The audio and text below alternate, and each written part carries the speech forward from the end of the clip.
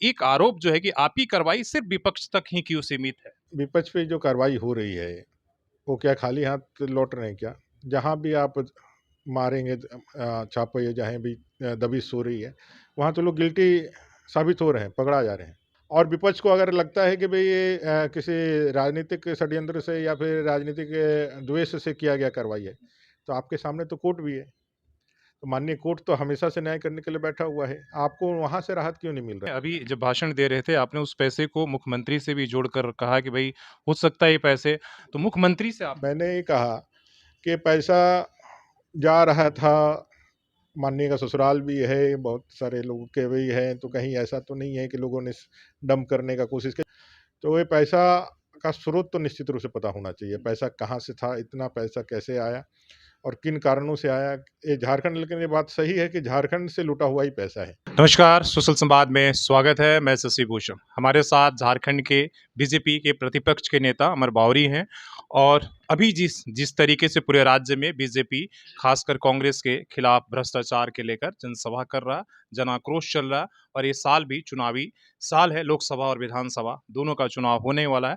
तो हम सबसे पहले सवाल ये करेंगे कि जो वर्तमान में आज का आपका धरना प्रदर्शन रहा है, उसको किस तरीके से आप लोग देखते हैं और एक आरोप जो है कि आपकी कार्रवाई सिर्फ विपक्ष तक ही क्यों सीमित है? भारतीय इतिहास में किसी राजनेता के यहाँ इतना बड़ा कैश नगद मिलना, ये सभी के लिए आश्चर्य का विषय बना हुआ है। और झारखंड की चर्चा चारों तरफ हो रही है, अच्छे कारणों से नहीं, एक बुरे कारण से हो रही है।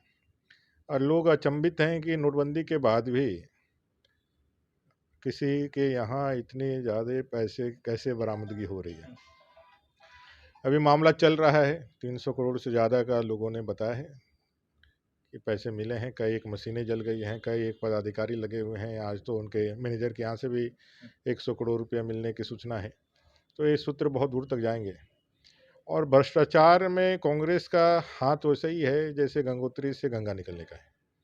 देश की आज़ादी के बाद पहली बार जीप घोटाला देश के इंट्रोड्यूस करने के साथ ही 1950 में प्रारंभ हुआ था और ये सिलसिला लगातार बढ़ा है। स्वर्गीय राजीव गांधी जी तत्कालीन प्रधानमंत्री वो कहते थे कि भाई हम जनता के लिए 1 रुपया भेजते हैं दिल्ली से, वो जनता तक पहुंचते पहुंचते झारखंड और उनके गांवों तक पहुंचते पहुंचते 15 पैसा हो जाता, 85 पैसा कहीं गुम हो जाता है। वो 85 पैसे ऐसे ही कांग्रेस और कांग्रेस के नेताओं के पॉकेट में जाता है। आज ये दिख रहा है। और कई एक मामलों में उनके शीर्ष नेतृत्व, चाहे वो आदरणीय सोनिया गांधी जी हो या माननीय राहुल गांधी जी हो, उनके ऊपर भी चार्जेज लगे हुए हैं। अब रह गई सवाल कि भाई सत्ता विपक्ष पे क्यों हो रहा है। मेरा ये सवाल है कि विपक्ष पे जो कार्रवाई हो रही है, वो क्या खाली हाथ लौट रहे हैं क्या? जहाँ भी आप मारेंगे छापे या जहाँ भी दबिश हो रही है, वहाँ तो लोग गिल्टी साबित हो रहे हैं, पकड़ा जा रहे हैं। और विपक्ष को अगर लगता है कि भई ये किसी राजनीतिक षड्यंत्र से या फिर राजनीतिक द्वेष से किया गया कार्रवाई है, तो आपके सामने तो कोर्ट भी है।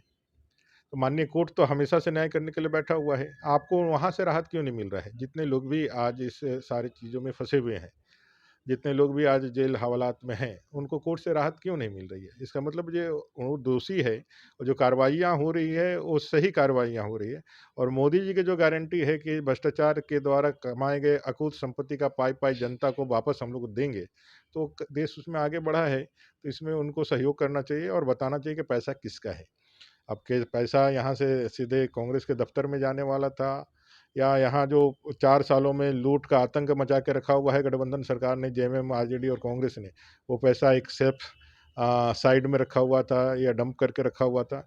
अब तो ये जांच का विषय है और उनको भी बताना ही होगा, क्योंकि भारतीय कानून में कैश इतना ज़्यादा, अब कितना भी बड़ा कारोबारी हो, नगद कैश इतना रखने का कोई ये नहीं है। और आपने अपना आईटीआर में जब आपने अपना डिक्लेरेशन दिया है, तो आपने बताया होगा ये कितना पैसा रखना है। नकदी पैसा आप जो रखे हैं काला धन ही है, ये बात सही है। अब इसका जो है अब किसका है, अब वो तो जांच में पता चलेगा। लेकिन आपने अभी जब भाषण दे रहे थे आपने उस पैसे को मुख्यमंत्री से भी जोड़कर कहा कि भई हो सकता है ये पैसे और कल इस पर जेएमएम प्रेस कॉन्फ्रेंस भी की थी कि भई क्या इनकम टैक्स की तरफ से कोई ये नहीं आया, लेकिन बीजेपी पहले ये सारी चीज़ें जान जाती है और किस तरीके से तो मुख्यमंत्री से आप लोगों ने बीजेपी जान जाती है ऐसा नहीं है, ये कोई साधारण आदमी भी जान रहा है, क्योंकि प्रेस मीडिया के माध्यम से, अखबार और सोशल मीडिया के माध्यम से ये तो सभी के लिए सुलभ है।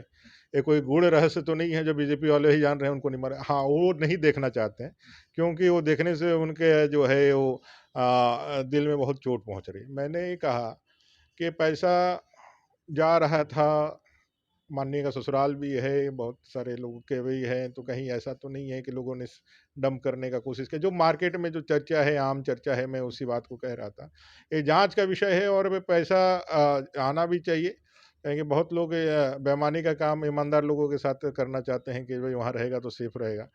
तो ये पैसा का स्रोत तो निश्चित रूप से पता होना चाहिए, पैसा कहाँ से था, इतना पैसा कैसे आया और किन कारणों से आया। ये झारखंड, लेकिन ये बात सही है कि झारखंड से लूटा हुआ ही पैसा है, इसमें कोई दो मत नहीं है। झारखंड के गांव, गरीब, किसान, दलित, आदिवासी, वंचितों का जो हक और अधिकार का पैसा था, उनके उन्नयन का जो पैसा था, वो सारा पैसा लूटा हुआ पैसा है और राजीव गांधी जी की स्वीकारोक्ति का प्रदर्शन यह पैसा है।